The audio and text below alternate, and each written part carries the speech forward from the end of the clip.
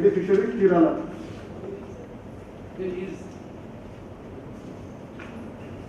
P. Gloria, STC, Amravati, Anantapur Express Highway, Parchur. Darsi. M. Venkateshwar Rao. G. Satish, DFO, Bidalur. M. L. Narasimha Rao.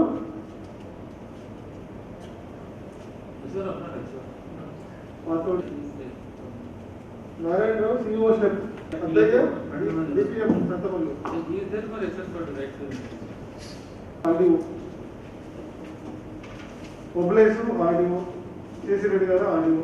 Municipal Commissioner Ongor, Chirala, Addanki, Simapurku.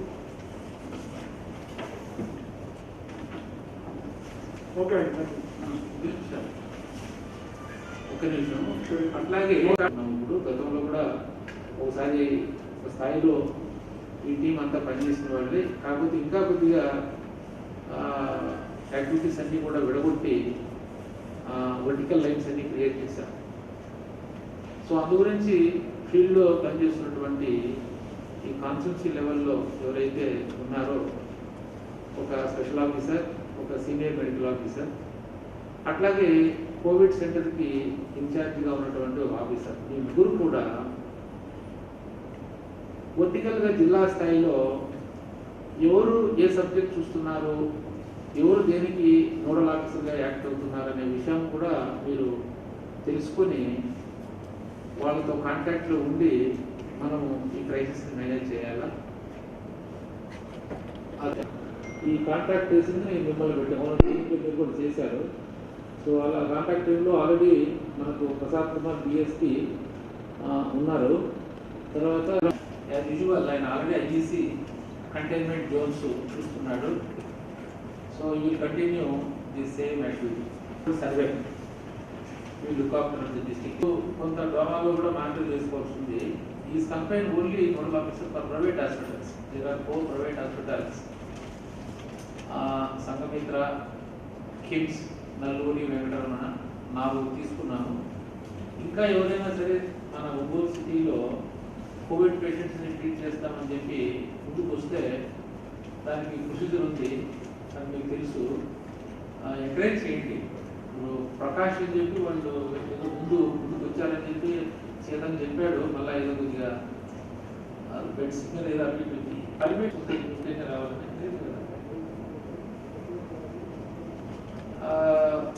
Bed strength అవన్నీ చూసుకొని వాళ్ళ capacity, doctors availability, ఇట్లా అవన్నీ చూసుకొని మనం ఏదైనా ఒక 2 add చేయాలంటే యాడ్ చేద్దాం. మన టీసీ ఆరోగ్యశ్రీ మీరు చేతితో టచ్ చేసుకొని ఇంకా ఏదైనా యాడ్ చేయాలంటే డిపార్ట్మెంట్ నోడల్ ఆఫీసర్గా వ్యవహరిస్తారు కాబట్టి వాళ్ళ పేరు మాత్రమే దీంట్లో రాశాము.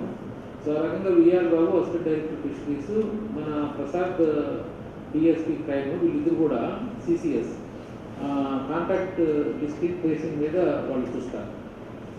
తర్వాత వెంకటేశ్వర్లో సిపిఓ ఇంతకుముందు డేటా మేనేజ్మెంట్ కొంతకాలం చేశారు, మళ్ళీ లోడ్ తగ్గిన వాళ్ళు తీసుకున్నాము. ఇప్పుడు మళ్ళీ కాస్త జిల్లా అంతా యాక్టివిటీస్ అన్ని మొదలైనాయి కాబట్టి డేటా మేనేజ్మెంట్ కొద్దిగా కంట్రోల్ రూమ్ మానిటరింగ్ చూస్తారు.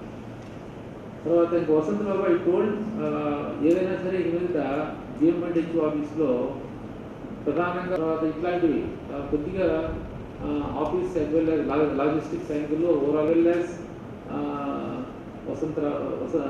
వసంతబాబు ఇద్దరు కూడా డిఎంఎండ్హెచ్ఓ ఆఫీస్కు ఆఫీస్ మేనేజ్మెంట్ ఆఫ్ డిఎంఎండ్హెచ్ఓ. ఇంకా deputy chief inspector practice already sample collections మీద చూస్తున్నారు. మీ బహుశా స్పెషల్ ఆఫీసర్స్ అందరికీ అంతవరకు ఆయన బాధ్యత. నాగిరెడ్డి ఈ pollution control board is also there. ఇవే కాకుండా రీసెంట్గా మనకు యాంటిజెన్ కిట్స్ వచ్చినాయి, మొబైల్ ల్యాబ్లెట్స్ కూడా వచ్చినాయి. ఓవరాల్గా ల్యాబ్ మేనేజ్మెంట్ అంతా కూడా నుంచి ఇన్ఛార్జిగా మన డిస్ట్రిక్ట్ కోఆర్డినేటర్ ఆరోగ్యశ్రీ ఆయన పెట్టాము. ఆయనతో కూడా ఒకసారి మన జనరల్ హాస్పిటల్ కృపారావు అని చెప్పి యాక్చువల్గా ఇంతకుముందు పీడీ మెంబర్గా రిటైర్ అయ్యారు. నోడల్ ఆఫీసర్ హాస్పిటల్ ప్రిపేర్నెస్ కింద తీసుకున్నా. ఇంతకుముందు ఈ పాజిటివ్ కేసులు పెరిగే కొలది కంటైన్మెంట్ జోన్స్ ఎక్కువైనాయి. సో ప్రతి ఒక్క యాక్టివిటీ ఏమైందంటే దీంట్లో మల్టిప్లై అవుతుంది, మల్టిప్లికేషన్. ఒక positive case, containment zone, declaration of containment action plan, then positive కేసులకు సంబంధించిన కాంటాక్ట్స్, మళ్ళీ కంటైన్మెంట్ క్లస్టర్లో ప్రయారిటీ మీద టెస్టింగ్ ఆఫ్ కోమార్బిడిటీస్, తర్వాత కాంటాక్ట్స్ అందరినీ ఒకవేళ మళ్ళీ టెస్ట్ చేయడం, మళ్ళీ పాజిటివ్ వస్తే మళ్ళీ కాంటాక్ట్ ట్రేసింగ్, మల్టిప్లికేషన్, ఇట్లా ఎట్లా ఉందంటే ఇప్పుడు విపరీతమైనటువంటి వర్క్లోడ్ పెరిగిపోయింది అనమాట. సో దానికి తగ్గట్టుగా సిస్టాన్ని మళ్ళీ నేను గేరప్ చేసుకోకపోతే జిల్లాలో to the extent of Covid management I cannot do what we have to understand. So as I know what is the policy of the government, coexistence of COVID and non-COVID. Whatever the regular departmental activities for every department are there, we have to implement them without any deviations. That time government relaxation ఇవ్వట్లేదు. రెండోది ఈ covid management. మూడోది covid management complicate అవడానికి కారణము lockdown measures అన్నీ కూడా relax అయిపోయినాయి. Movement of the people free అయిపోయింది. దానివల్ల ఇక్కడ ఇప్పుడు ఏమైంది, ఇన్ఫెక్షన్ రేటు హెవీగా ఉన్నటువంటి ఇతర జిల్లాలు, ఇతర రాష్ట్రాలు మన జిల్లాకు రావడం, ఇక్కడ కొంతకాలం ఉండి మళ్ళా జనాలు ఏమీ పట్టించుకోకుండా వెళ్ళడం, మళ్ళా రావడం, people are carrying infection freely. So మనమేమో టెస్ట్ చేసి అర్లీగా డిటెక్ట్ చేసి ఐసోలేట్ చేద్దామనే ప్రయత్నం చేస్తుంటే సో లిమిటేషన్స్ ఉన్నాయి. టెస్టింగ్ కెపాసిటీ ఎంత పెరిగినా బయట ఇన్ఫెక్షన్ కేసుకి ప్రపోర్షనేట్గా టెస్టింగ్ కెపాసిటీ అయితే లేదు. ఉన్న టెస్టింగ్ కెపాసిటీకి రిజల్ట్స్ అన్నీ కూడా ఇప్పుడు ర్యాపిడ్ యాంటీజెన్స్ వచ్చాక ఫాస్ట్గా వస్తుంటే దానికి తగ్గట్టుగా హాస్పిటల్ ప్రిపేర్నెస్ ఇబ్బంది వస్తుంది.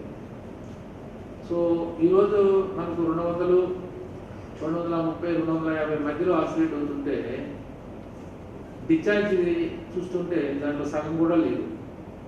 సో అందువల్ల హాస్పిటల్లో ఉన్నటువంటి బెడ్స్ అన్నీ కూడా ఆగిపోయి అక్కడ క్రిటికల్ స్టేజ్కి దాటారు. సో ఈ స్థితిలో ఇప్పుడు ఈ కోవిడ్ కేర్ సెంటర్ అనే కాన్సెప్ట్ని డీసెంట్రలైజ్ చేయకపోతే మనము ఈ ఏవైతే పాజిటివ్ కేసులు మనకు టెస్ట్ ద్వారా తెలిసినాయో వాటిని మనం చాలా జాగ్రత్తగా హ్యాండిల్ చేయాలి. అంటే కేసులన్నింటినీ కూడా క్లియర్ కట్గా మనం కేటగిరైజ్ చేసుకోవాలి. కేటగిరైజ్ చేసుకోవడం అంటే లో risk case, moderate case, high risk case. So మన జనరల్ హాస్పిటల్కి కేవలం హై రిస్క్ కేసులే రావాలి. మోడరేట్ కేసులు ఏమన్నా ఉంటే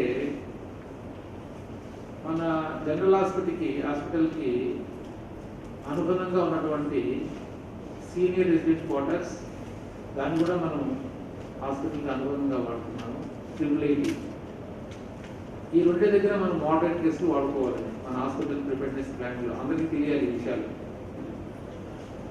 ఆ తర్వాత లో రిస్క్ కేసులు అన్నింటినీ కూడా మనం కోవిడ్ కేర్ సెంటర్స్లో డీసెంట్రలైజ్డ్ మేనర్లో ట్రీట్ చేయాలా, పంపించాలి. తర్వాత ఇంకా క్వారంటైన్ అనేది మనం తగ్గించాలి. ఒకవైపు క్వారంటైన్ మెయింటైన్ చేస్తూ మరోవైపు కోవిడ్ కేర్ సెంటర్ మెయింటైన్ చేయడం అనేది కాంప్లికేటెడ్. సో ఇప్పుడు క్వారంటైన్ అంటేనే మనం ప్రజల్లో కూడా విపరీతమైనటువంటి అవగాహన తీసుకురావాల్సినటువంటి అవసరం ఏంటంటే హోమ్ క్వారంటైన్.